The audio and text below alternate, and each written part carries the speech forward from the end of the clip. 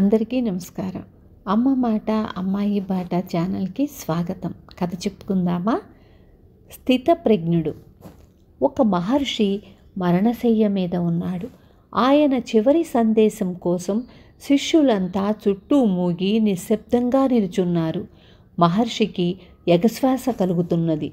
ఎలా ఉంది స్వామి అని ఒక శిష్యుడు మహర్షిని అడిగాడు. చాలా భారంగా ఉంది నాయనా అన్నాడు మహర్షి. శిష్యులంతా ఆశ్చర్యపోయారు. ఆయన కష్టాలను సుఖాలను సమంగా స్వీకరించటం వాళ్ళు ఎన్నోసార్లు చూసి ఉన్నారు. ఎందుకు స్వామి అని మరో శిష్యుడు అడిగాడు.